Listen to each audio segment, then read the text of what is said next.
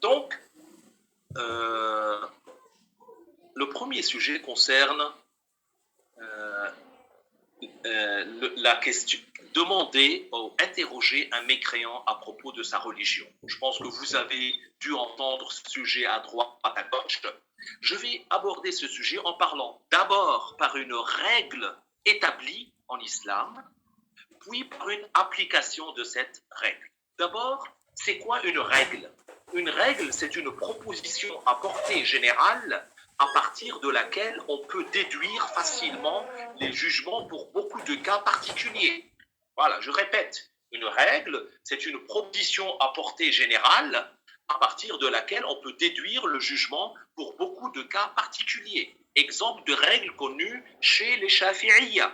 Chez les Shafi'iyya. Si l'eau est dans une quantité moins que 2 qullah, alors si une najasse non excusable, non tolérable rentre dans l'eau, elle rend l'eau najis, souillée. Ça c'est connu. Vous avez appris ça dans les livres. Ouais. Par transmission orale, bien sûr. Donc si quelqu'un vous dit, j'aimerais appliquer cette règle, si je prends une bouteille d'évian et je mets dedans une goutte d'urine, est-ce que la bouteille est devenue une najasa? Oui, d'accord. Si je prends une bouteille de cristalline, pas Evian, je ne peux pas acheter Evian, moi je vais chez Lidl, je prends cristalline, je mets la goutte d'urine, comment, on va dire, mais comment tu vas détruire cette eau? C'est un cas imaginaire, un cas imaginé que c'est comme ça. Il a mis la goutte d'urine, ça rend l'eau najis. Si c'est la moitié de la bouteille, c'est najis aussi. Si c'est le tiers de la bouteille, c'est najis. Si c'est le dixième de la bouteille, c'est najis. Si c'est 0,432% de la bouteille, c'est najis. Est-ce que vous pensez que dans un livre de fiqh écrit par An-Nawawi ou par Al-Rafi'i, ils ont dit que si on met une goutte d'urine dans 0,1, 2, 3, 4, 5, 6, 7% d'une bouteille d'eau de capacité 1,5 litre, ça va rendre l'eau najis si on met une goutte d'urine. Tel que les choses, on y pense, c'est pas plausible qu'il ait dit ça. Pourquoi? Parce que tout simplement, il y a des milliards de cas pratiques qui peuvent avoir lieu. Et donc, c'est pour cela qu'ils établissent des règles. Donc, les règles étant des propositions à portée générale, à partir desquelles tout un chacun, il applique la règle et il dit, voilà, donc il connaît le jugement. Et donc, appliquer la règle. Si toi, maintenant, tu appliques la règle chez toi et que tu dis, dans le verre d'eau que j'ai, il y a une goutte de sang qui est tombée, donc c'est devenu une najasse, on va pas te dire, quel savant a mentionné ça dans son livre? Dis-moi. Et est-ce que tu as fait un ijtihad pour ça? C'est pas un ijtihad, c'est une application de la règle. Et pourquoi ça n'a pas été dit par les savants avant explicitement? Mais parce qu'ils ne connaissaient pas cristalline à l'époque et qu'ils n'ont pas pensé à dire 0,1, 2, 3, 4%, parce qu'il y a des milliers et des millions de cas.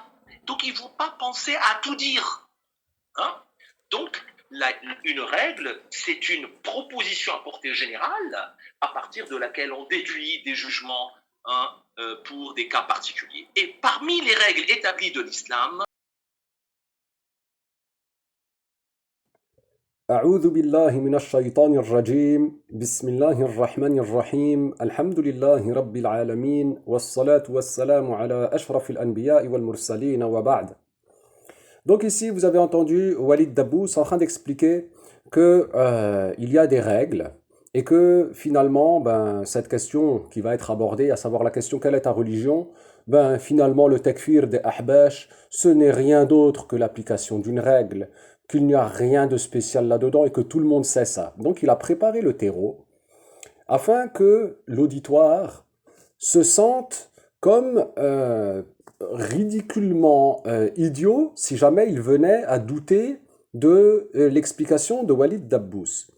Il vous dit, bon, il a utilisé plusieurs méthodes de communication ici qui sont très intéressantes d'étudier, notamment le fait de parler de façon un peu proche du commun des gens, en parlant de la cristalline et de la Evian, en faisant référence au portefeuille qui n'est pas forcément bien rempli, n'est-ce pas, Walid? Et donc, ensuite, il nous fait comprendre que oui, mais ce serait complètement débile de demander qu'il y ait la preuve textuelle citée par un savant que un demi-litre, un quart de litre, un dixième de litre, un millième de litre, un millionième de litre, s'il est atteint par une najasa, que ceci deviendrait impur. Donc, il veut vous faire comprendre par là que, mais c'est évident qu'on ne va pas avoir chaque application de la règle expliquée par les savants. Et il veut faire un parallèle avec la question, quelle est ta religion? Donc, en vous faisant miroiter le fait que, mais ceci, ça rentre totalement dans la règle, il n'y a aucun problème à cela, c'est tout à fait normal que tu ne trouveras aucune parole de savant qui mène à l'explication que donne l'opposant, à savoir nous, en l'occurrence, que ce n'est pas de la mécréance, mais surtout, monsieur Walid, il faudra bien l'entendre un jour, que ce n'est pas faire dire de la mécréance. Alors, remarquez aussi la transition. Après avoir euh, fait comprendre, selon lui, à son auditoire, que c'est tout à fait normal que d'appliquer une règle, qu'il ne s'agit pas d'appliquer un ijtihad, de faire un ijtihad, de produire un ijtihad, hein, un effort de déduction, de tirer une loi. Donc il nous fait immédiatement une transition en disant et en sautant afin de ne pas laisser un blanc qui permettrait éventuellement réflexion. Et directement, il fait la transition et parmi ces choses-là, ah mais moi je t'ai arrêté à cet endroit, Walid. Non, non, ah non, non, tu t'arrêtes ici parce que pourquoi? Ben parce que, monsieur Walid, c'est un parallèle que tu fais. Tu veux nous faire croire que finalement, la question quelle est ta religion, alors comme c'est forcément de la mécréance selon toi et selon ton innovation habashiyya, le fait qu'un chrétien dirait je suis chrétien, tu dis que c'est forcément de la mécréance et c'est bien là le problème. Et donc tu tiens pour acquis, regardez comment il attaque fort, hein. Directement, il vous fait croire que c'est déjà de la mécréance. Déjà, c'est comme acquis, selon lui, le fait que le chrétien qui va dire je suis chrétien, c'est de la mécréance. Ayant fourni cela à son auditoire, ben, il ne lui reste plus qu'à continuer, développer et faire comprendre que ben, si tu lui fais prononcer ça, cette chose qui selon Walid Dabbous est forcément de la mécréance en soi, ben, forcément tu auras fait dire de la mécréance à autrui. Donc remarquez bien la façon vraiment forte de manipuler l'esprit de la personne en lui faisant croire qu'il s'agit de choses absolument basico-basiques et élémentaires. Et donc, Walid, je te renvoie vers les savants qui ont expliqué que vous êtes dans un délire profond, hein, et qu'ils ne sont pas débiles, hein. Donc, poursuivons. Et qui sont même nécessairement connus comme faisant partie de la religion. C'est-à-dire, tout un chacun parmi les musulmans les connaît. C'est nécessairement connu par tout un chacun. C'est le fait que aider un mécréant à faire de la mécréance, ou être satisfait qu'il fasse de la mécréance, yani consentir à ce qu'il fasse de la mécréance, accepter à ce qu'il fasse de la mécréance, ou l'amener à prononcer une mécréance, est de la mécréance. Voilà. Ou ce qui est de cet ordre, c'est de la mécréance. Donc, je répète, aider quelqu'un à faire une mécréance, c'est une mécréance. L'inciter à faire une mécréance, c'est une mécréance. Et se satisfaire du fait qu'il fasse une mécréance, c'est une mécréance. Donc là, Walid, il dit que se satisfaire de la mécréance, aider à faire de la mécréance, c'est de la mécréance. Mais nous disons la même chose, Walid. Nous disons que se satisfaire de la mécréance, c'est de la mécréance, aider à faire de la mécréance, c'est de la mécréance, pousser quelqu'un à dire de la mécréance, c'est de la mécréance, se réjouir de faire dire de la mécréance, ou se réjouir de la mécréance d'autrui, c'est de la mécréance. Mais Walid, tout ceci, nous disons exactement la même chose. Sauf que toi, tu veux faire rentrer dans cette règle-là ce qui n'en fait pas partie. Et c'est bien là ton problème. Alors, écoutons encore, poursuivons comment il va en arriver à cette conclusion fausse et erronée. Le mot se satisfaire, c'est la traduction de le mot arabe ar-rida. Mais attention, hein, on aurait pu le traduire par consentir à ou accepter de. Ah oui, parce qu'en fait, d'ailleurs, dans l'équipe de traduction, ce mot-là, il a fait l'objet d'échanges très, très nombreux, très, très fréquents à propos de la traduction de ce mot. Parce qu'il comporte ces sens-là, attention, la traduction de mot arabe radiya, il faut bien comprendre qu'est-ce que ça veut dire radiya. Radiya, ça ne veut pas dire se réjouir, ça ne veut pas dire être content, ça ne veut pas dire sauter de joie, non. Radiya, ça veut dire accepter, ne pas détester, ne pas rejeter.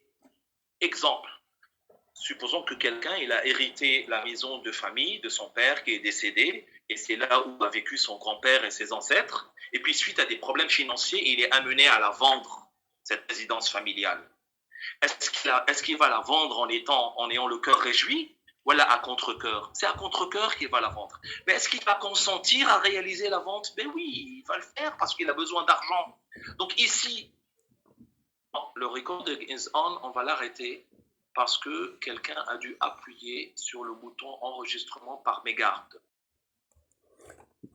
Bon, alors ici, Walid, il nous dit que radiya, ça veut dire, bon, on traduit ça par se satisfaire d'eux, mais ça ne veut pas dire que cela, hein, ça veut dire déjà bien moins que cela. Comme par exemple simplement consentir à faire quelque chose, quand bien même ce serait envers et malgré soi.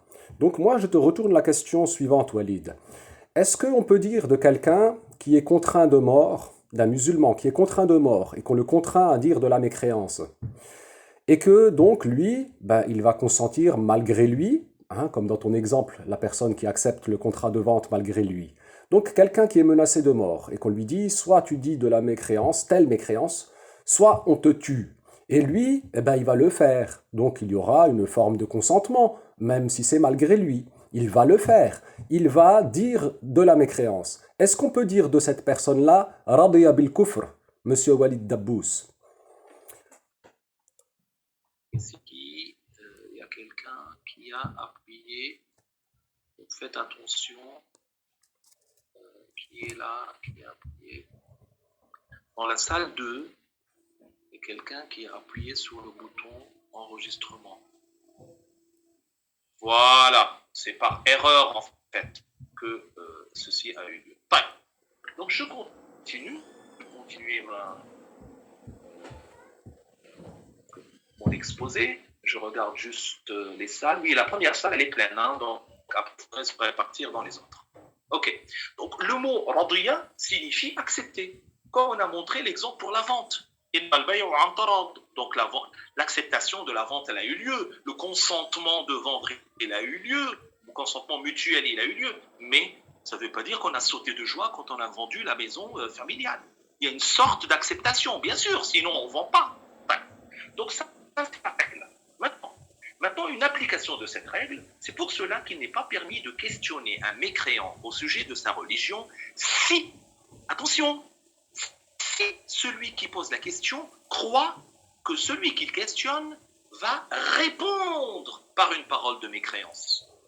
Voilà, encore une fois, constater qu'il a dit, et c'est ça sur lequel il joue énormément les ahbash, en disant, s'il sait qu'il va dire, répondre par du kufr, répondre par une parole de mécréance.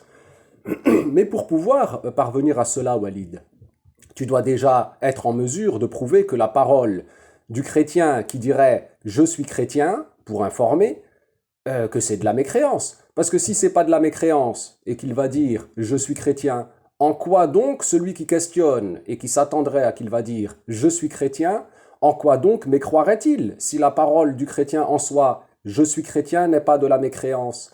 Donc encore une fois, vous voyez, il fait un a priori, c'est-à-dire il part d'abord de la conclusion habashiyya que c'est du kufr, hein.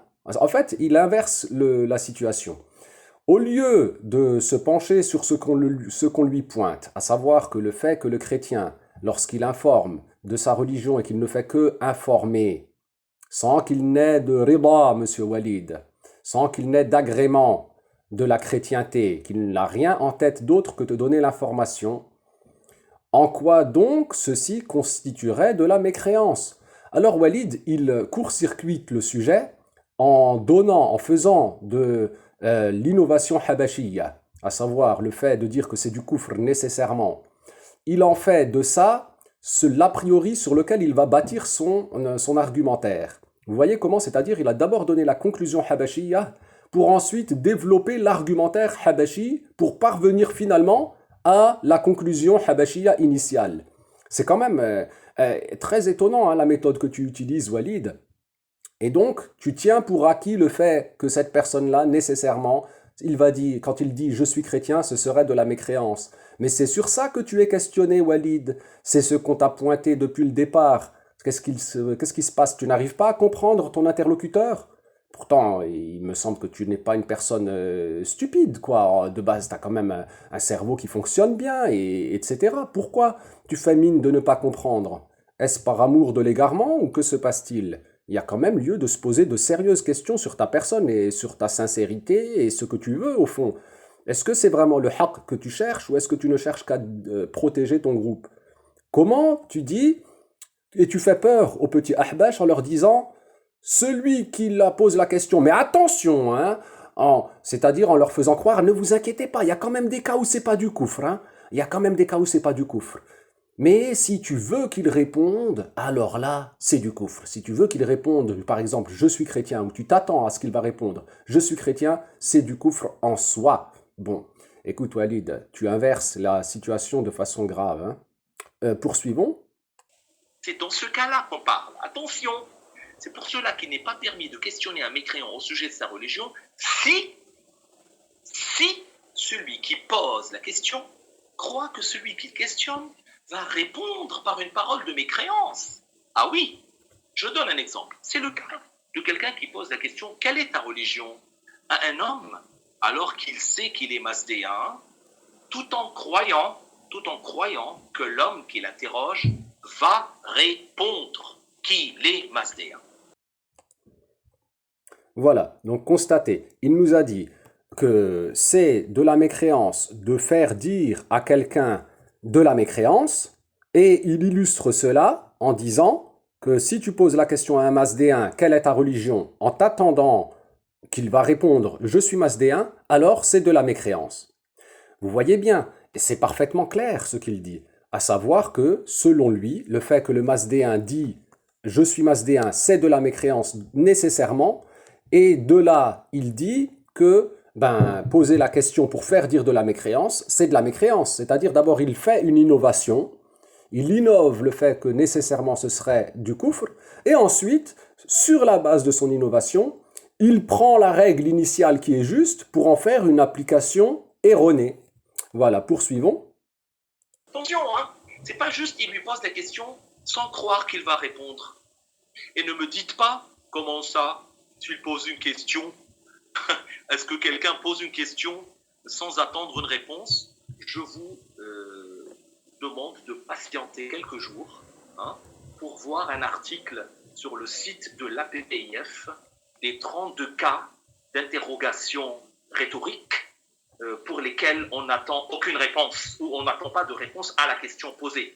Donc voilà, alors là je vous renvoie vers la vidéo, hein, que je vous ai déjà faite concernant l'interrogation rhétorique, hein. Regardez la vidéo Walid Dabbous, hein, Walid est l'imposteur anonyme, et avec ces 32 cas qu'ils nous disent, hein, il nous dit Walid, 32 cas on vous donne où on n'attend aucune réponse, ou en tout cas aucune réponse à la question.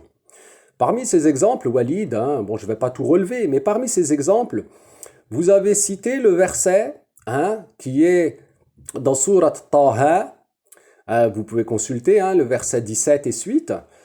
Le verset où il est mentionné Wama tilka biyaminika ya Musa. Vous avez cité ce verset-là, qui est une interrogation, pour le faire passer pour une interrogation rhétorique, c'est-à-dire une interrogation dont il n'est attendu aucune réponse. La question signifierait mais qu'y a-t-il donc dans ta main, ô Moussa? C'est-à-dire que Allah interroge Moussa concernant ce qu'il y a dans sa main droite.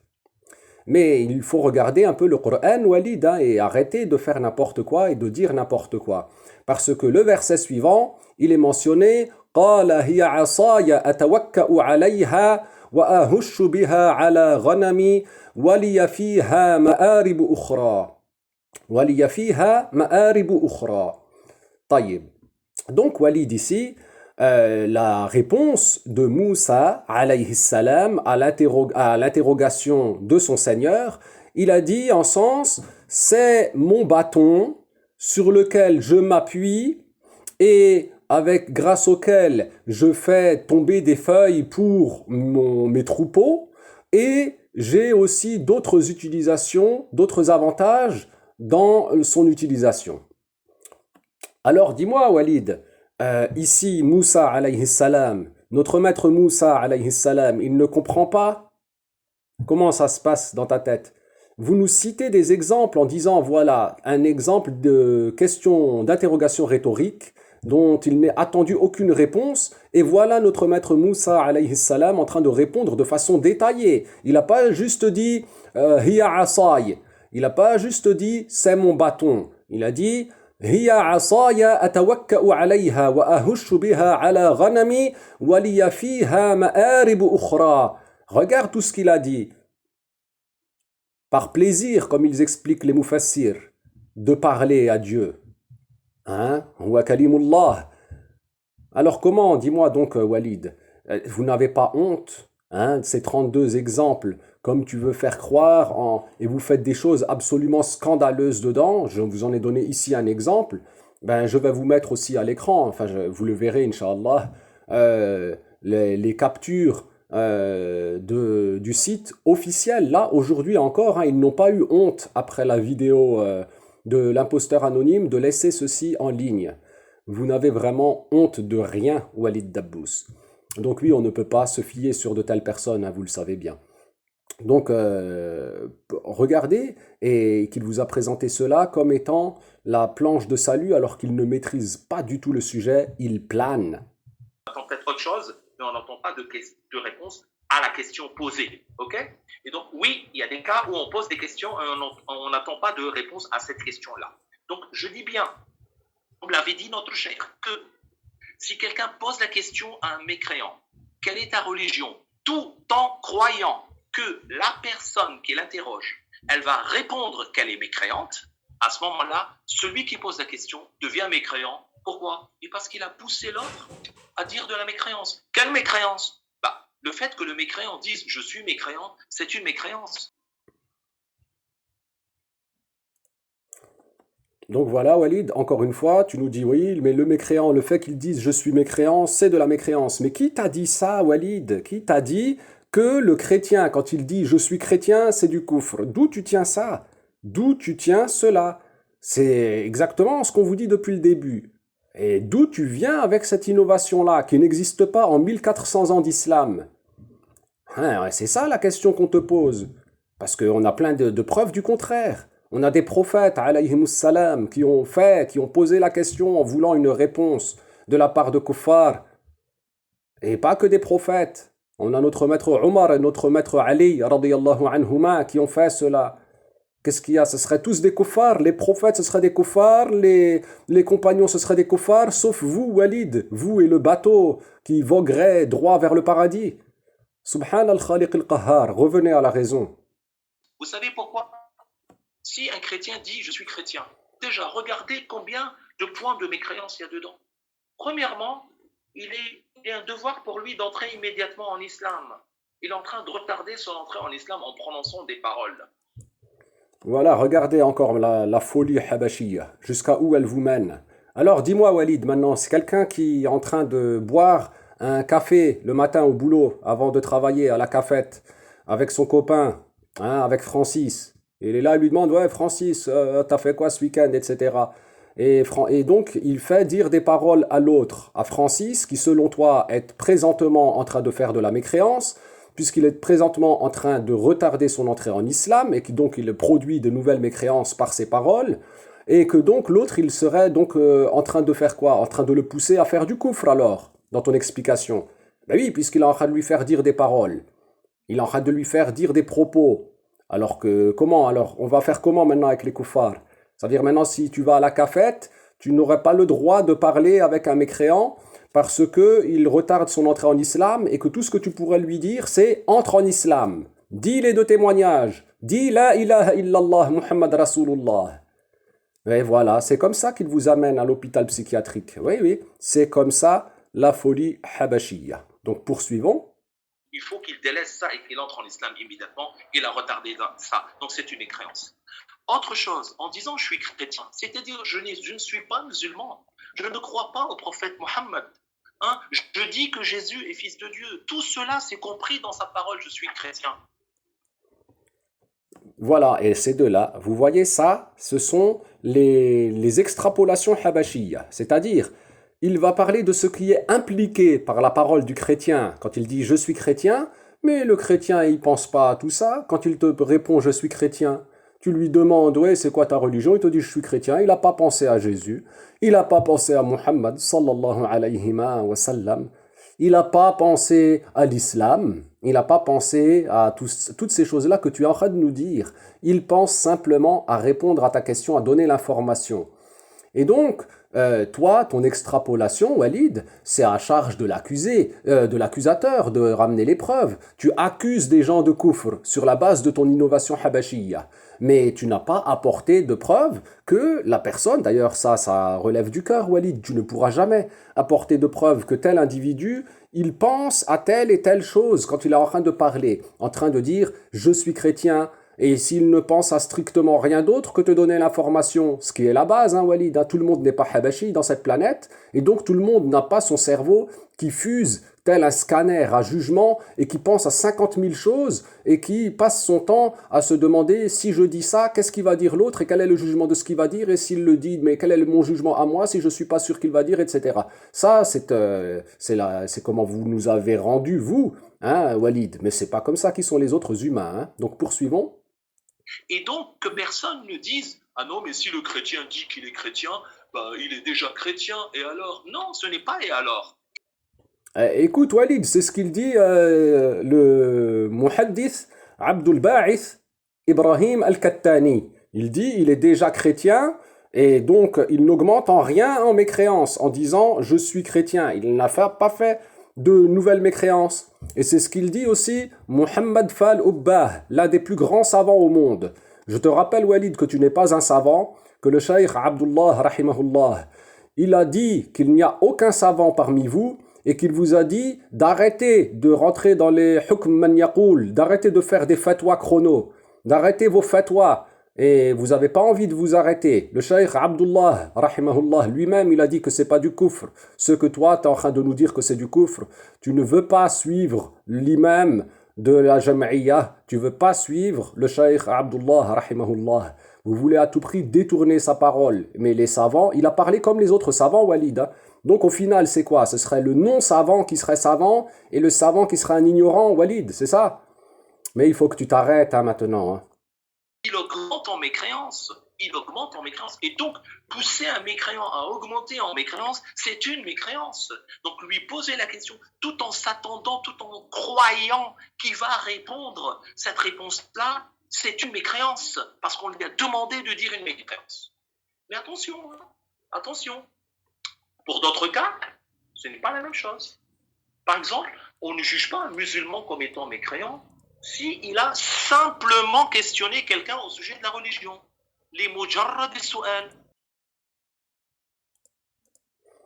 Voilà, donc regardez maintenant, il reprend les propos du cheikh Abdullah, les mujarrad al-su'al, hein, dans la fatwa que le cheikh Abdullah a donné pour faire croire que c'est pas de la mécréance de simplement questionner sans attendre de réponse. Mais c'est pas à ça qu'il a répondu le cheikh Abdullah Walid.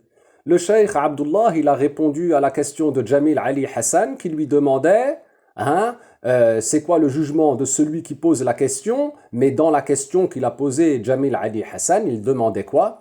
Il disait liya'rifa naw'a kufrihi liyarudda alayh, afin de savoir quel genre de mécréance il a, afin de lui répliquer. C'est-à-dire une question posée pour avoir une réponse et pour savoir de cette réponse quelle est la religion de cette personne-là, pour savoir quel genre de mécréance il a, pour pouvoir lui répliquer. Et le cheikh Abdullah, il a dit que c'est pas du kufr.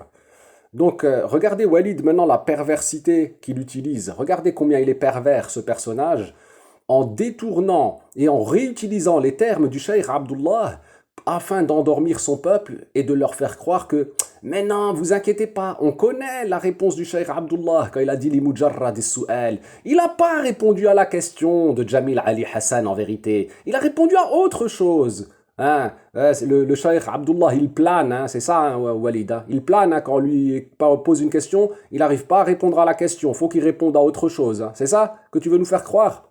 Hein, poursuivons, écoutons encore cet expert en endormissement. Attention, donc attention, n'allez pas dire qu'il y a une règle que du moment où on a posé la question à un mécréant, c'est quoi ta religion, on sort de l'islam. C'est pas ça la règle. Ce n'est pas ça l'application de la règle. Mais pourtant, Walid, c'est ce que vous nous aviez enseigné. Hein.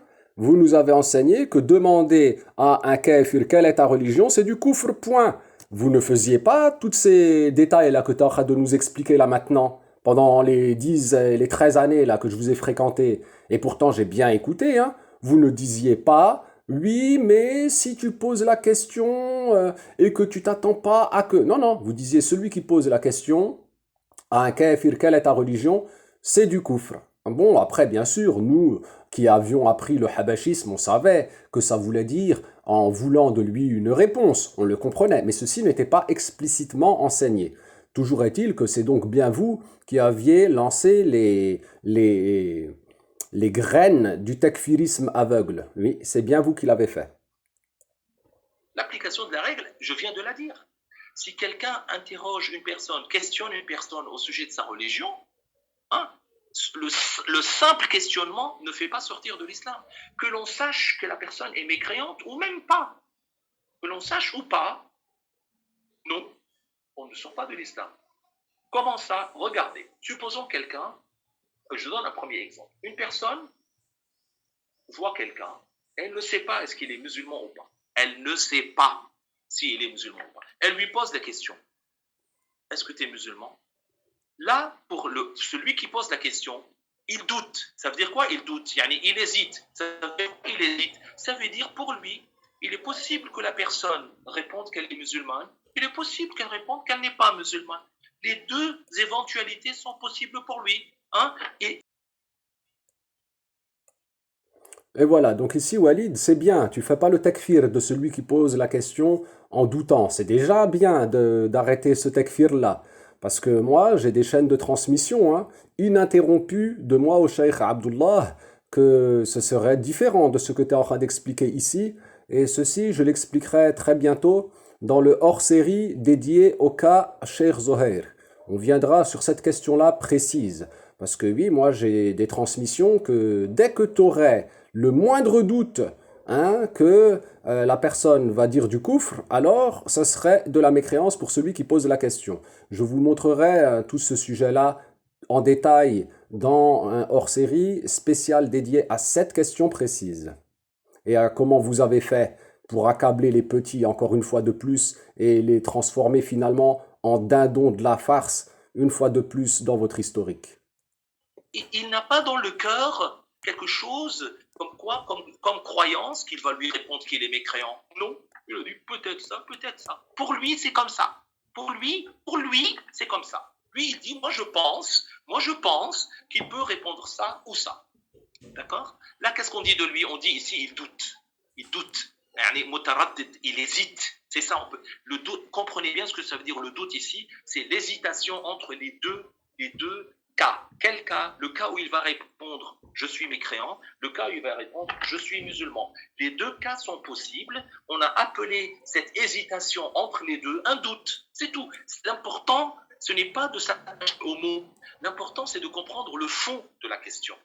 Quelqu'un pose une question à une autre et pour lui, il est possible qu'il réponde qu'il est musulman, il est possible qu'il est mécréant. Celui qui pose la question ne devient pas mécréant. Pourquoi? Parce qu'il n'a pas demandé de dire de la mécréance, et il ne sait même pas ce qu'il va dire, donc il n'a pas demandé de dire la mécréance, il n'est pas satisfait de la mécréance, d'accord? Il n'a pas encouragé ni poussé à en faire, il n'a pas aidé à en faire, contrairement à celui qui pensait que celui qui va questionner va répondre qu'il est mécréant, et qui, malgré cela, le questionne quelle est sa religion. Ben là, c'est clair. Voilà, il nous dit donc que ici c'est clair, que celui qui pose la question pour savoir et pour avoir une réponse de la question quelle est ta religion, il nous dit c'est du kufr clair. Mais que dans le cas où tu aurais le doute, donc ça, disons selon ce qu'il est en train d'expliquer, au maximum 50-50, hein, et ben que si toi tu es dans 50-50, au maximum qu'il va dire de la mécréance, ou non, selon Walid. Donc il nous dit que c'est pas de la mécréance, hein, c'est bien ce qu'il nous explique là.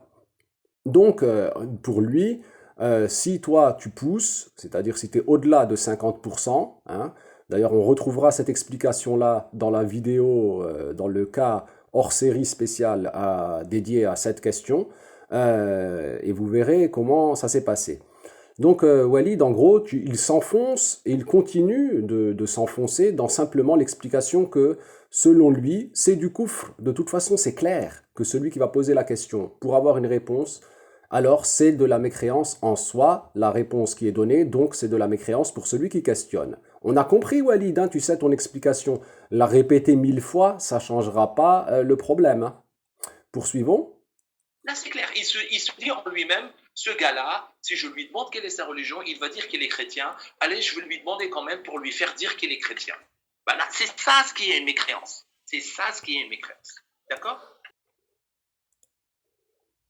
Donc voilà, il nous dit c'est ça qui est une mécréance.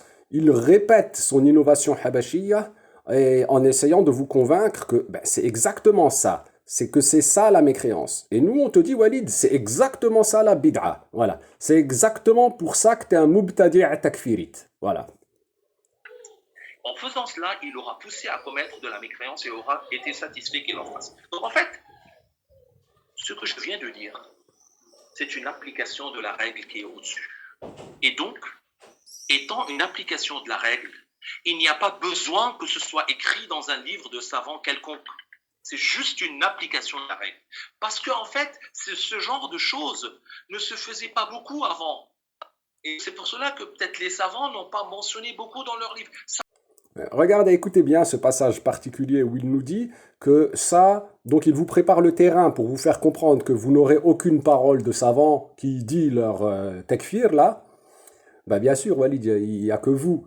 Et de l'autre côté, il vous fait croire que oui, c'était pas très répandu le fait de poser la question à un chrétien, quelle est ta religion?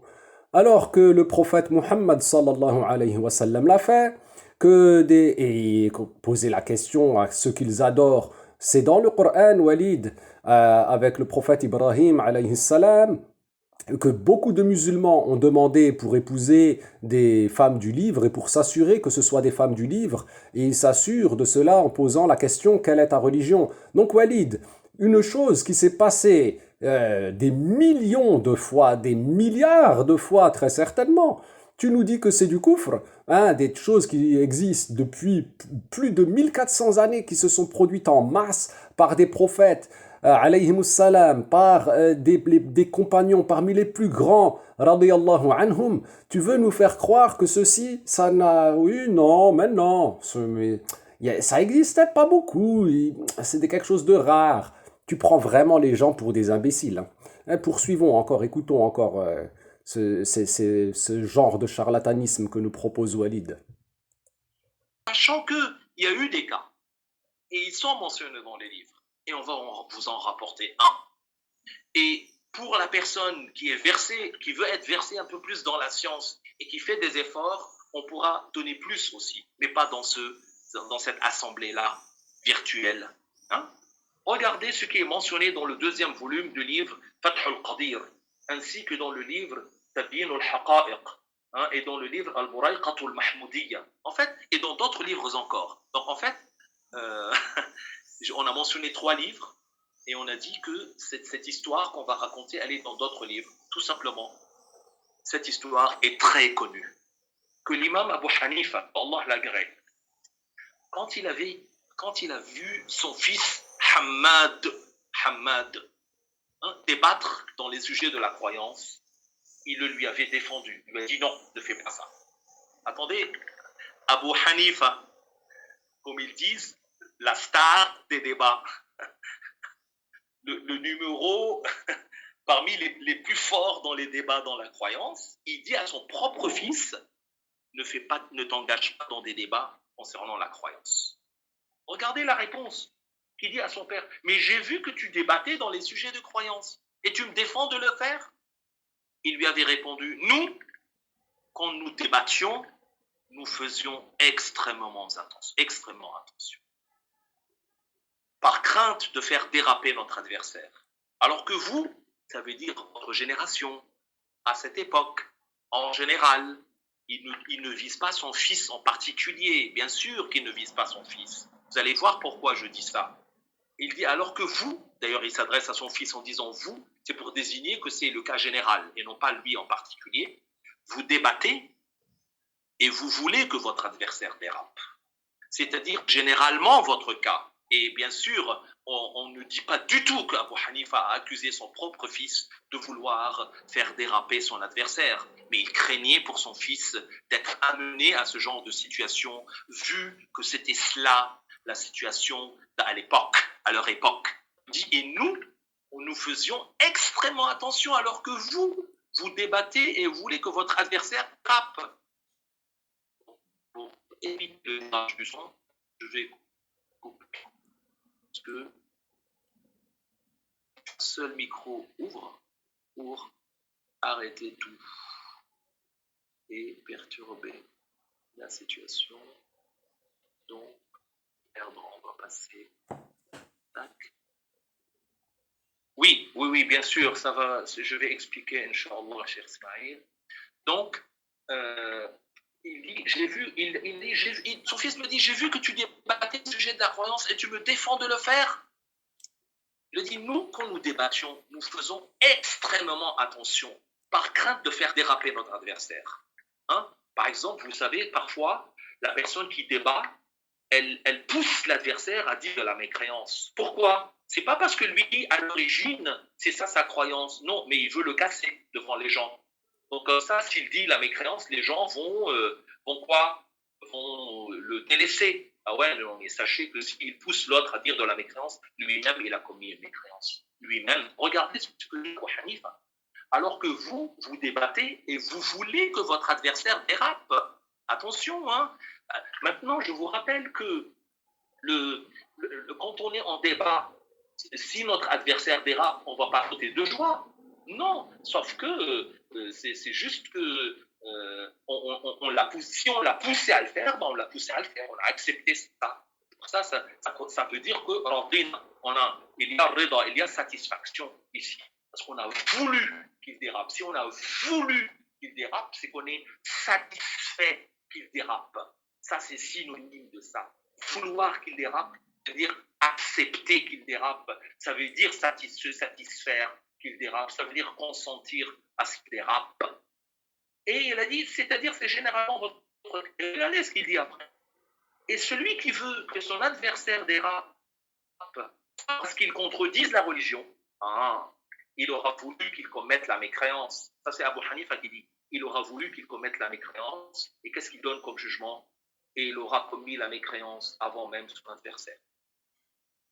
Donc Abu Hanifa nous explique la règle, une application de la règle, que si quelqu'un fait dire de la mécréance à quelqu'un d'autre, il sort de l'islam avant lui. Parce que c'est lui qui lui demande de dire, il le pousse à le dire, il sort de l'islam avant que l'autre ne le dise. Voilà. Donc en fait, c'est voilà, donc les savants, ça. Donc voilà, Walid, tu as passé des minutes à nous expliquer que Abu Hanifa explique qu'il ne faut pas faire dire du kufr à quelqu'un. Mais nous-mêmes, on te le dit, Walid, il ne faut pas faire dire du kufr à quelqu'un. Et il faut faire attention à ce que l'autre ne dise pas du kufr. Oui, d'ailleurs, c'est pour ça que c'est un petit peu compliqué de débattre avec vous. Parce que à cause de votre innovation qui mène à faire le takfir de prophètes et qui mène à faire le takfir de savants, qui mène à faire le takfir de la ummah, nous, on doit faire attention à ne pas vous faire prononcer ce takfir encore, cette innovation takfirite que vous avez. Donc c'est compliqué, tu vois, de débattre avec vous. On doit mesurer pour que vous ne trébuchiez pas. On doit essayer de faire en sorte de notre mieux pour que vous cessiez de dire ce takfir indu qui revient à contredire les musulmans et à contredire l'islam. C'est vous qui contredisez l'islam en vérité, et si on regarde strictement par rapport au jugement, c'est votre takfir qui est du kufr en soi. Pourquoi? Parce que ceux qui mènent à faire le takfir de prophète, Walid, c'est quoi le jugement?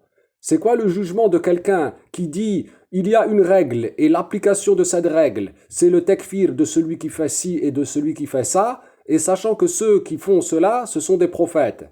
C'est quoi le jugement de ça, Walid? Bien sûr que c'est de la mécréance.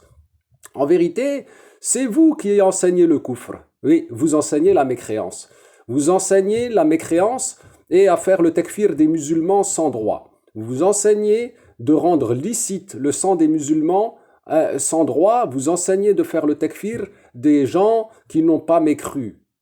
Donc Walid, tu peux nous raconter combien de paroles de savants tu veux qui expliquent qu'il ne faut pas faire dire du kufr à autrui, mais si tu ne démontres pas que déjà la parole de l'interlocuteur est du kufr en soi, comment donc voudrais-tu appliquer ta règle? La règle, elle est juste, c'est ton application de la règle qui est fausse. Tu fais rentrer dans la règle ce qui n'en fait pas partie. Et tout ceci à partir de tes présuppositions, Walid. Donc, je te retourne le conseil de Abu Hanifa, Walid. Tu devrais arrêter de pousser les gens à dire du kufr. Oui, tu devrais arrêter de faire ça. Bon, nous, on vous kafir pas, hein, bien sûr, parce que on ne fait pas votre takfir, parce que vous ne comprenez rien, hein, vous planez. Un petit peu comme les... Tu sais, c'est qui était dans ce cas-là? Tu dois les reconnaître, n'est-ce pas? Hein? Les khawarij, takfirites, qui faisaient le takfir de musulmans. Hein? Ça te rappelle rien? Ben, c'est exactement le même genre de cas que vous êtes. Hein. Vous rendez les musulmans mécréants à cause de votre incompréhension de l'islam. Maintenant, faites attention. Après, celui qui apprend la religion, peut-être qu'il n'a pas l'explication de tous les versets du Coran. Et certains, ils lui avancent, ils disent, mais regarde, le prophète Ibrahim, il a dit ça. Ben, écoutons ce qu'a dit le prophète Ibrahim. قال الله تعالى عليهم نبأ إبراهيم قال لأبيه وقومه ما تعبدون قالوا نعبد أصناما فنظل لها عاكفين. Donc, Ibrahim, le père d'Ibrahim fabriquait les idoles. Hein, le père d'Ibrahim. Donc, Ibrahim a vécu dans un peuple, avec un peuple qui adorait les idoles. D'accord? Et donc, il savait bien que son peuple adore les idoles. Et donc, Ibrahim n'a pas demandé à son peuple, est-ce que vous adorez les idoles ou pas? Non. Ma ta'boudoun, c'est une interrogation, non pas à propos de fait, est-ce qu'ils adorent les idoles ou pas? Mais c'est une interrogation à propos de la nature de ce qu'ils adorent. Et c'est une interrogation rhétorique dans laquelle Ibrahim n'attend pas une réponse. Il n'attend pas une réponse. Ma ta'boudoun, ça veut dire, qu'est-ce que vous adorez? Vous adorez quoi? Qu'est-ce que vous adorez? C'est-à-dire, en fait, c'est une interrogation dans laquelle son objectif était d'attirer leur attention sur le fait que les idoles qu'ils adorent ne sont que du bois et des pierres et des métaux qu'ils ont façonnés eux-mêmes et taillés eux-mêmes. Et ils leur ont donné une image eux-mêmes. Hein? Voilà, donc ici Walid nous dit que la question de notre maître Ibrahim alayhi salam, quand il a dit Ma ta'boudoun, ce n'est pas une question pour attendre une réponse. Walid, t'es pas un mufassir, hein, je te rappelle. Hein. Je sais pas, t'as des diplômes en informatique, tu peux nous parler du protocole TCP/IP, d'accord, on t'écoutera. Tu seras une autorité pour nous. Mais t'es pas un mufassir, Walid. Comment ça se fait que ce que tu racontes, les mufassirs, ils le disent pas? Hein? Et dis-moi, le peuple, le père de Ibrahim alayhi salam, ainsi que son peuple, donc ils n'auraient pas compris le prophète Ibrahim alayhi salam qui, lui, leur aurait fait une interrogation rhétorique, donc, selon toi, et eux, ils auraient répondu à la question. C'est-à-dire, comme l'exemple tout à l'heure de Moussa alayhi salam, qui aussi, lui, n'aurait pas compris son Seigneur. Hein, puisque vous l'avez aussi catalogué, vous l'avez classé dans les interrogations rhétoriques, hein, interrogations desquelles il ne serait pas attendu de réponse. Donc Walid, en fait, vous êtes autoproclamé Mufassir, en fait. Mais c'est qui, Walid, qui fait ça? C'est toi ou c'est pas toi? Parce que la question, nous, ce qui, on voudrait bien voir, c'est qui, hein, quand même, qui invente ces choses-là chez vous. Et là, on dirait que c'est toi. Parce qu'on dirait que c'est toi l'imposteur anonyme et que c'est toi qui fais des fatwas chrono. Donc, t'es pas un mufassir. On a plein de mufassirs, ils nous disent exactement l'inverse de ce que tu dis. Et il n'y en a pas un qui dit ce que tu dis. Il y a zéro qui dit ce que tu dis. Alors que si c'était comme tu dis, on devrait trouver plein de mufassirs qui diraient « Mais Ibrahim, alayhi salam, il n'a pas posé la question pour qu'il réponde. Il a posé la question, c'était simplement une interrogation rhétorique. » pour les amener à la réflexion et non pas pour qu'ils répondent. Mais eux, ils n'ont pas compris. Ils ont répondu alors qu'il leur disait de ne pas répondre. Il n'y a pas ça, Walid, dans les explications des savants. Et je te rappelle que t'es pas un savant, Walid. Hein. T'es un petit cheikh, hein. T'es un petit cheikh de ville, de ton coin, c'est tout. Hein. À ton niveau, à toi, ce que tu es censé faire, c'est expliquer qu'il faut pas faire le uquq des parents, qu'il faut être un bon musulman, gentil, et donner la zakat aux pauvres sans la récupérer, par exemple, des choses comme ça, tu vois. Des choses tranquilles. Mais t'es pas un mufassir, hein. T'as pas à donner ton interprétation et tes explications à toi. Et je te rappelle que le prophète sallallahu alayhi wa sallam a dit Man qala fil Qur'an bi ra'yihi faqad akhta'a walau asab.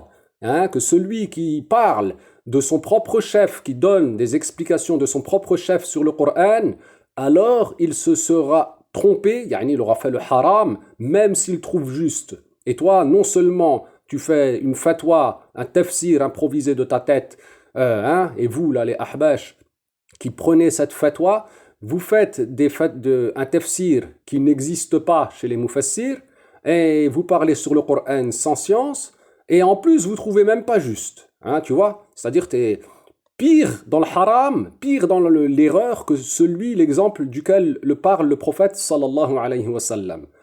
Tu devrais craindre Dieu et arrêter de parler sur le Coran sans science, Walid. Et je te rappelle aussi que Abu Bakr, qui fut questionné, radiyallahu anhu, concernant le verset où il est mentionné wa fakihatan wa abba, et que Omar, radiyallahu anhu, l'a questionné sur le sens de wa abban, et Abu Bakr a bien dit, yani en sens, mais quel ciel va me couvrir et quelle terre va me porter si je dis sur le Coran ce que je ne sais pas. Ça, c'est ce que faisaient les salafus salih, Walid. Et toi, tu fais des fatwas chrono en ne craignant pas Dieu. Crains donc ton Seigneur, tu mourras et tu seras ressuscité et tu auras des comptes à rendre sur tes fatwas chrono. Repens-toi donc avant que la mort ne te prenne. Et donc, voilà ce que voulait dire Ibrahim. Matardoun. Qu'est-ce que vous adorez? C'est-à-dire, si vous ne vous rendez-vous pas, est-ce que vous ne vous rendez pas compte que ce que vous adorez, ce sont des pierres, du bois et des métaux que vous avez vous-même façonnés de vos mains, que vous avez taillés vous-même et sur lesquels vous avez vous-même agi. C'est-à-dire, comment pouvez-vous les adorer? Et c'est comme ça que les savants de l'islam ont expliqué ces versets. Allez voir dans Tafsir al-Razi, Tafsir al-Kabir, et dans le Nasafi, et dans Al-Bahr al-Muhit, Abu Hayyan al-Andalusi, et dans beaucoup d'autres. Eh ben, on a regardé, Walid. C'est exactement ce qu'on a fait. Et on voit que l'explication que tu nous donnes, on en trouve des passages comme ça, mais pas sur ce verset-là, mais sur les versets de Surat al-Saffat, Walid. Mais dans Surat al-Shu'ara, ils disent pas, ces savants que tu dis, ce que toi tu dis. Au contraire, on a trouvé que ces savants-là, ben écoute, Abu Hayyan al-Andalusi, je vous mets dans le Bahr al-Muhit, il dit ce qui est de la mécréance chez vous, de la mécréance claire. Hein? Alors attendez, on va même prendre, je vais juste préparer, regarder ce qu'il nous a dit. Alors, on va relire hein, et on va vous remettre à l'écran ce que disaient ces savants-là, parce que on a déjà fait le travail. Hein, Walid, il faut que tu regardes maintenant hein, qu'est-ce qu'ils ont dit ces savants. Donc là, on avait Ibn Atiyya, on avait Abu Hayyan al-Andalusi, voilà. Donc ça, je vais vous mettre l'image, hein, et regardez en rouge. Qu'est-ce qu'il a dit Abu Hayyan al-Andalusi dans Al-Bahr al-Muhit, au verset que tu viens de citer, Walid Dabbous, il dit « Ceci en raison de ce qu'impliquera leur réponse de description de ce qu'ils adorent. » Mais il les questionna afin de leur démontrer que ce qu'ils adoraient ne méritait pas l'adoration, ceci en raison de ce qu'impliquera leur réponse de description de ce qu'ils adorent, elle qui ne mérite pas l'adoration. Tu vois bien que quand on écoute Abu Hayyan al-Andalusi, eh ben, le prophète Ibrahim alayhi salam a posé la question pour avoir une réponse. Toi tu nous dis non, toi tu nous dis c'est du kufr. Mais alors c'est un kafir chez vous, Abu Hayyan al-Andalusi. Pourquoi tu le cites? Ça va pas. Hein? Ensuite, qui encore t'a cité Alors attends. Al-Fakhr al-Razi. Al-Fakhr al-Razi, t'as cité aussi. Regarde, qu'est-ce qu'il dit, Al-Fakhr al-Razi, celui que vous avez fait euh, une, euh, une troncature de ses paroles, pareillement dans Tafsir al-Kabir, hein, que tu nous cites, Walid. Regarde, qu'est-ce qu'il a dit. Il dit, sache qu'il leur était suffisant en réponse de dire, nous adorons des idoles. Ben, Al-Razi aussi, c'est un kafir chez vous. Ben oui, parce que regarde, imagine-toi maintenant que Mustapha poserait la question à un chrétien en lui disant quelle est ta religion? Et que le chrétien dise je suis chrétien et je suis très heureux d'adorer Jésus. Mustapha aurait simplement demandé quelle est ta religion? Et donc la réponse suffisante aurait été de dire, de la part du chrétien, chrétien. Mais lui, il se serait étalé dans la réponse plus que ce qui était demandé. Et qu'une autre personne, par exemple Al-Fakhr al-Razi, serait présent ici et qu'il te dise, sache qu'il lui était suffisant en réponse de dire je suis chrétien. Alors dis-moi, est-ce que cette personne-là qui dirait ça, est-ce que pour toi ce serait normal? Est-ce que ça ne poserait aucun problème de dire il suffisait qu'il dise je suis chrétien? En fait, selon toi, ça veut dire il suffisait en réponse de dire du kufr. Ben oui, c'est exactement ça. Selon toi, Al-Fakhr al-Razi dit qu'il suffisait en réponse de dire du kufr. Ensuite, tu nous dis aussi An-Nasafi. Hein? Alors, tu regardes dans son tafsir et regarde, il nous dit quoi lui? Il nous dit la réponse à qu'adorez-vous, c'est des idoles. Comme dans il te demande quoi dépenser, dit Al-Afou. Et qu'a dit votre Seigneur? Il dit la vérité. Tu vois bien, il compare ce verset-là à des versets où il y a question et réponse, hein, de la part d'anges, etc. Hein, Walid? Il dit que la réponse à qu'adorez-vous, c'est des idoles. Toi, tu dis non. Alors, ben, selon toi, il a un grave problème, An-Nasafi. Il comprend pas. Donc, en final, les Mufassirs ne comprendraient pas, mais ce serait Walid Dabbous qui, lui, comprendrait tout. Crains Dieu, arrête, repens-toi et ramène les gens à la raison avec toi. Les gens que tu as égarés, hein, les gens que tu as menés à l'égarement. Hein, et toi et moi, on sait bien que tu as parlé en privé à nombre de personnes. Des personnes que l'on connaît, toi et moi en commun, et qui d'ailleurs, à cause de toi, ben maintenant, ils ont de drôles d'idées sur ma personne. Ben oui, ils sont tekfirites. Alors ils font du tekfir à cause de toi, parce que tu es un tekfirite qui leur enseigne le tekfirisme. Mais regarde les savants, Walid, qu'est-ce qu'ils disent? Pourtant, je t'avais prévenu avant de mettre la moindre vidéo en ligne, de regarder ce qu'ils disent les mufassirs. Pourquoi tu l'as pas fait? Tu manques de sérieux à ce point? Là, tu es en train de dire revenez chez les savants, retournez chez les mufassirs.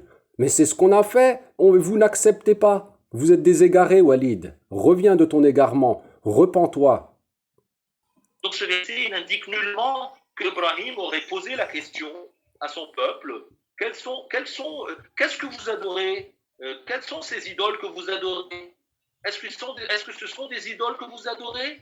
Ben, c'est quoi ça? Notre maître Ibrahim, il est intelligent parce qu'en fait, il y a un autre verset.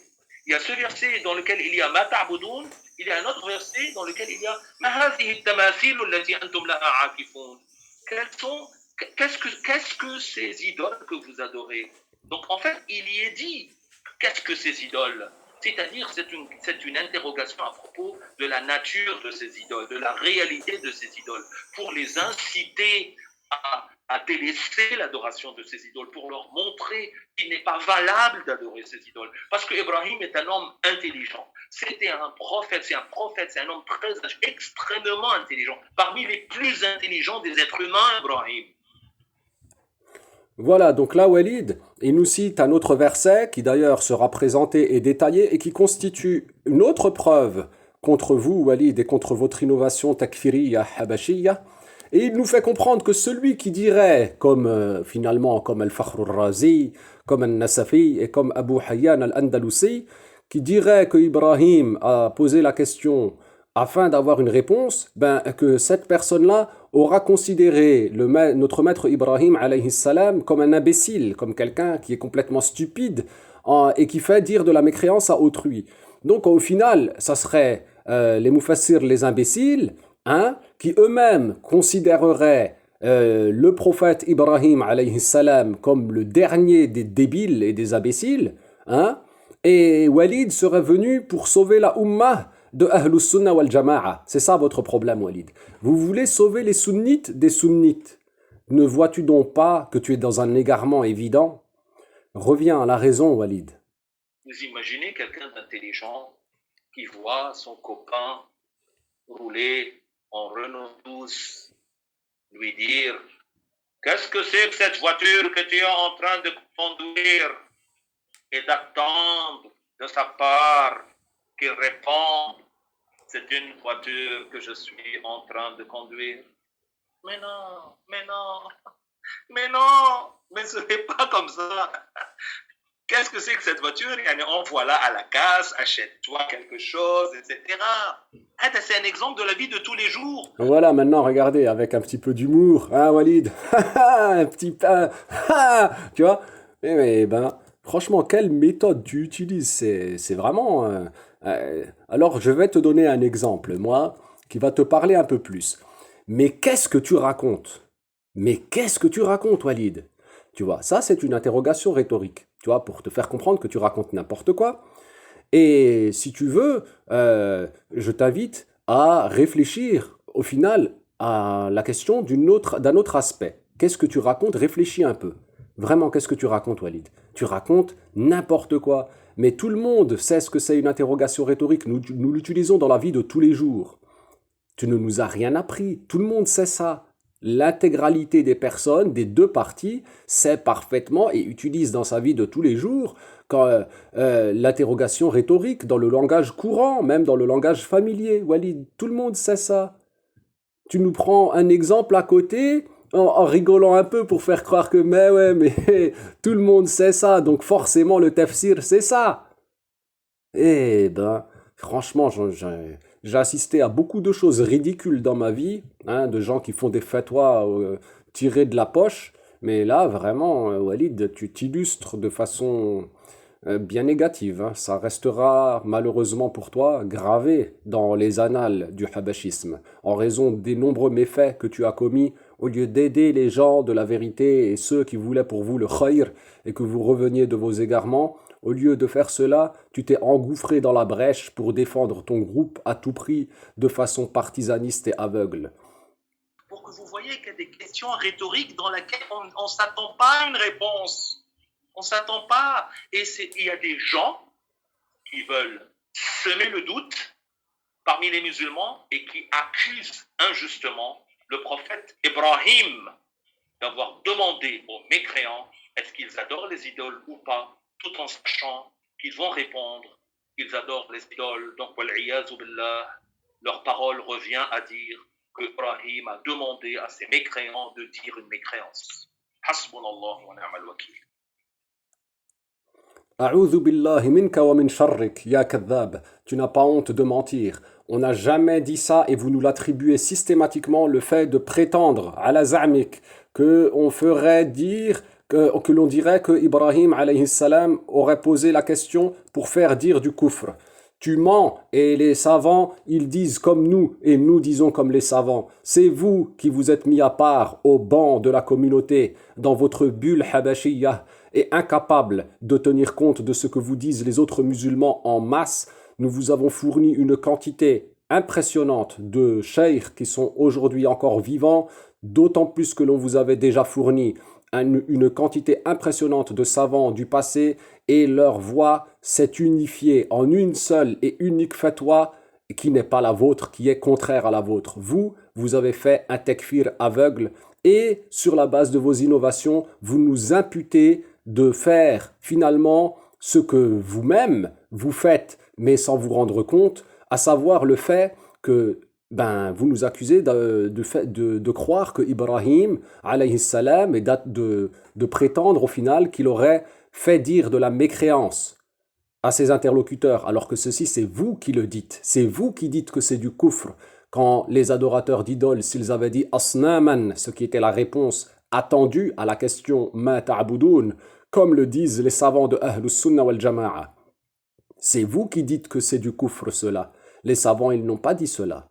Et les savants, ils n'ont pas attribué, comme vous le faites, la prétention que Ibrahim alayhi salam aurait fait dire de la mécréance à son peuple. Tu devrais craindre Dieu et arrêter de terroriser les gens avec le tekfir. C'est vous qui avez un grave problème sur ça en attribuant des choses aux autres. Vous attribuez des mécréances vraiment de façon très légère. Vous devriez arrêter et craindre Dieu un petit peu, Walid. Tu ne crains pas Dieu actuellement.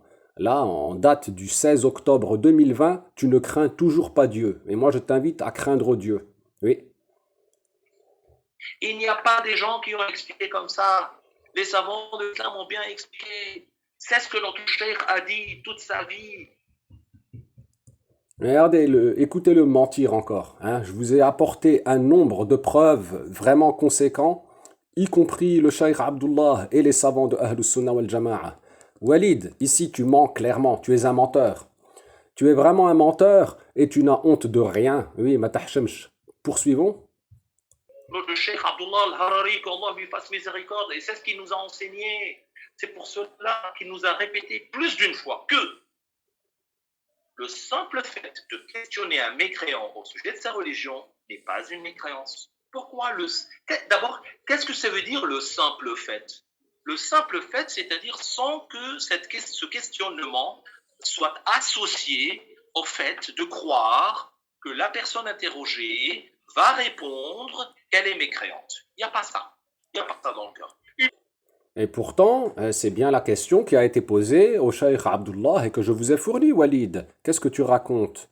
La question, ça comprenait ليعرف أو ليعلم نوع كفره ليرد عليه. Tu veux pas écouter, hein, tu veux pas comprendre. Hein. C'est ça, en fait, tu ne veux que ce qu'il y a dans ton cœur. Tu ne veux que ce takfir-là. La personne qui va dire, le chrétien qui va dire je suis chrétien, et qui ne te fait que donner l'information, il ne m'écroit pas et tu n'as rien fourni qui prouverait ta prétention, Walid. Tu n'as strictement rien fourni. Il pose la question sans attendre une réponse qui est une mécréance. Comment ça, il n'attend pas une réponse? Là, si tu dis à ton pote, qu'est-ce que c'est cette que tu es en train de conduire, tu n'attends pas de réponse, en fait. Il y a 32 cas d'interrogation rhétorique et vous allez voir là, le site est en cours de lecture. 32 cas d'interrogation rhétorique où on n'attend pas de réponse à la question posée. 32 cas, on les a vus, Walid. On a analysé ce que vous avez dit. Hein. Nous, contrairement à vous, on a quand même du sérieux, tu vois. On tient compte de ce que dit l'autre et on a trouvé que vous avez fait un record de 12 du prix en 14 lignes, Walid. Hein, tu te rappelles? Si quelqu'un, il ne connaît pas tout ça, qu'est-ce que je peux lui faire?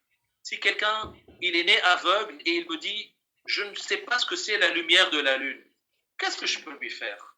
Comme on dit les écrivains arabes, وَأَمَّا خَفَاءُ ضوء القمر على الأكمام فلا حيلة فيه. Je peux rien faire. Si quelqu'un est né aveugle, il ne comprend pas ce que c'est la lumière de la lune, j'y peux rien. Rien. Donc le simple fait de questionner un mécréant au sujet de sa religion n'est pas une mécréance, c'est ce que Cheikh Abdullah a dit. Après, il te ramène des vidéos, il te ramène des trucs, mais tout ça on connaît. Mais tout... C'est des choses anciennes, connues, et on sait ce que ça veut dire, et on sait ce que le Cheikh a dit, et le Cheikh a dicté, il a écrit à ses élèves, et ses élèves ont enseigné à d'autres, et ça nous est parvenu, donc stop. Oui, stop, toi, Walid. Stop et arrête maintenant de nous dire que tu connais, que tu comprends tout, que tu connais tout, que tu es la science infuse ou je ne sais quoi. Regarde un petit peu ce que dit le cheikh Abdullah et la question qui lui est posée. Et regarde vraiment, et regarde les autres savants, qu'est-ce qu'ils ont répondu, Walid. Regarde bien qu'est-ce qu'ils ont dit et arrête de faire comme si c'était mais vous avez cru quoi avec un petit peu de rire pour faire croire que mais ne vous inquiétez pas pour rassurer tes troupes. Mais tu peux rien rassurer en ne venant qu'avec du vent. Tu ne peux que endormir les faiblards. C'est tout ce que tu peux faire. Et ton assurance, c'est de l'orgueil. Ce n'est pas de l'assurance, Walid. Avoir de l'assurance quand on est en train de défendre le haqq de façon armée, sourcée, c'est pas une mauvaise chose en soi, c'est très bien même. Mais là, ce n'est pas ce que tu es en train de faire. Là, c'est de l'orgueil très mal placé, de se croire supérieur aux autres et de croire que tu as tout maîtrisé finalement mieux que tout le monde, mais mieux que la Ummah même. Mais Walid, il faut arrêter maintenant. Tu as cassé beaucoup de choses, il va falloir que tu répares. Avant que tu ne meures, il faut que tu répares ce que tu as cassé, Walid. C'est facile de casser et c'est plus difficile de construire. Maintenant, tu as détruit et il est temps de maintenant, ça y est, fait, c'est fait, Walid. Mais maintenant, moi, je t'appelle vraiment à la raison. Yani, tu t'es précipité, tu as fait, ça y est, tu as dit ce que tu as dit, tu as cru ce que tu as cru. Maintenant, tiens compte de ce que te dit l'opposant. L'opposant vient avec un nombre de preuves absolument gigantesques. Pour toi, tu n'as rien. Il ne faut pas être déstabilisé, il ne faut pas avoir les talons d'Achille, ok? Non, de puissant, de fer, puissant, talons de lion pour faire face aux perturbateurs. Et donc, tout simplement, il se peut que celui qui pose la question ignore que la personne questionnée est lente. Il se peut aussi qu'elle pose sa question sans attendre de réponse de mécréance de la personne questionnée. Comme cela arrive fréquemment. Je vais vous donner un exemple. Par exemple, il discute avec quelqu'un et puis il découvre qu'il est chrétien. Il dit, tu es chrétien? Tu dis que Jésus est fils de Dieu? Mais c'est quoi ça? Et il répond. Mais il lui a posé la question, tu es chrétien. Mais en fait, en posant la question, tu es chrétien, ne s'attend pas à une réponse en fait. Il veut pas que l'autre réponde, il veut juste l'alerter que c'est faux. Il veut dire que c'est pas valable. Il veut le réfuter, il veut le répliquer. Il y a plusieurs buts pour poser la question sans pour autant attendre de réponse. C'est le fait d'attendre une réponse qui est une mécréance, qui est alors dangereux parce que comme ça on l'aura poussé à faire la mécréance. Encore une fois, Walid, je te récapitule donc le problème que tu as. C'est que tu dis donc que celui qui pose une question en attendant que l'autre va donner une réponse de mécréance. Mais d'où as-tu inventé que c'est une réponse de mécréance quand la personne, le chrétien, va informer, simplement informer de sa religion qu'il est chrétien? Sur quoi donc t'es-tu basé? D'où es-tu venu avec cela? Et nous ne voulons pas d'une explication habashiyya. Nous voulons des preuves, parce que nous avons un nombre de preuves énorme, et tu n'as pas de preuves. Or, nous te fournissons toute preuve, à simple demande, Walid. Et c'est pourquoi, donc, comprenez que Walid ne peut pas débattre. Hein, je t'avais proposé débat sur cette question. Regarde, tu n'as finalement fourni quoi? Ben, c'est Walid, tu brasses de l'air. Et c'est ce que notre cheikh a dit, ça correspond à ce qu'on dit beaucoup de savants. Je n'ai pas le temps ici, déjà le temps est fini, les 30 minutes de cette partie, elles sont finies. Je ne peux pas rester plus là-dessus. Juste, je souffle, parce que je respire une seconde. Il n'y a pas de partage d'écran pour le faire dans la salle, parce que quand j'ai mis le partage d'écran, d'accord, quand je mis le partage d'écran, ralentit tout. Hein? Donc voilà, Walid a fini la première partie de son cours, la partie 2, celle qui était dédiée à la question quelle est ta religion.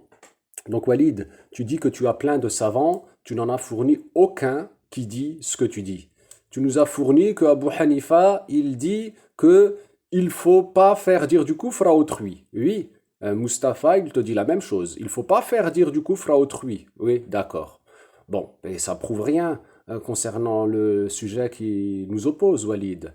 Et ensuite, tes prétentions, l'attribution de ta bid'a aux savants Al-Nasafi, Al-Fakhr al-Razi et Abu Hayyan al-Andalusi, on voit bien que la réalité, c'est exactement le contraire de tes prétentions. Voilà, donc Walid, je t'invite vraiment à te réviser maintenant. Certains disent l'erreur est humaine, mais tu sais, le dicton complet est c'est l'erreur est humaine, mais persister en erreur, c'est diabolique. Je t'invite donc, Walid, à délaisser ces méthodes de diable que tu emploies. Tu t'es trompé, mais tu persistes, alors que l'on vous a expliqué. Donc c'est vraiment diabolique, oui, c'est le moins qu'on puisse dire. Et je t'invite à ne pas persister, à revenir sur cela, à revenir, et nous serons satisfaits pour vous, tout comme on l'a été pour nous-mêmes, de nous réviser et de revenir de nos égarements, Walid. Bien sûr que ça demande de l'humilité, bien sûr que ça demande de la sincérité, bien sûr que ça déstabilise la personne et que ça fait, ça blesse le cœur de constater que l'on a été dans des égarements. Il faut bien que tu comprennes, Walid, que l'orgueil, il n'est pas du tout de notre côté, bien au contraire, il est du vôtre. Parce que celui qui revient sur sa position et qui reconnaît que lui-même était égaré, il n'est pas en train de démontrer l'orgueil, il est en train de démontrer l'humilité et la sincérité. Et ceci sur la base de preuves, Walid. On ne t'appelle pas à quelque chose que l'on ne peut pas prouver, au contraire, on vous fournit toute preuve et ceci a déjà été fait en long, en large et en travers. Donc Walid, délaisse l'orgueil, délaisse le fait de vouloir simplement soutenir ton groupe à tout prix. Ceci, ce n'est pas la voie de l'islam, ce n'est pas la défense de l'islam. La Jam'iyya à elle-même n'est pas l'islam, Walid.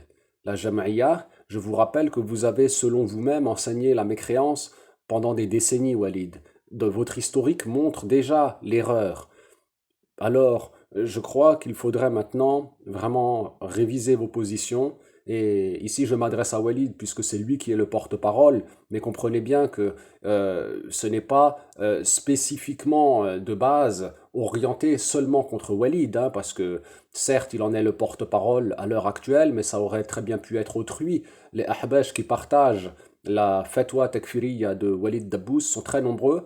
En revanche, les autres Walid, ils te font confiance et tu as trompé leur confiance en falsifiant en toi ou bien celui sur lequel tu t'es basé. Et donc toi, tu as été au minimum l'instrument de la trahison des Ahbash en leur fournissant des choses falsifiées, des choses tronquées et en leur prodiguant des mensonges. Donc Walid, soit au minimum tu es quelqu'un de très léger et qui n'a même pas pris la peine de vérifier ce qu'il enseigne, et qui a simplement pris une réplique habashia qui t'aurait été fournie par l'imposteur anonyme et que tu aurais relu telle qu'elle comme une récitation sans même faire le travail d'honnêteté, surtout qu'il y a l'opposant qui vous pointe l'erreur. Donc tu n'as pas fait l'effort de rechercher le haqq et si tu l'avais vraiment fait, tu y serais parvenu comme nous, Walid. Hein, il me semble que quand même, tu as quand même plus de capacité que moi. Donc, c'est anormal, la situation dans laquelle tu te retrouves. Que Dieu te guide et que Dieu nous guide. Hafizakumullah. Walhamdulillahi awwalan wa akhira.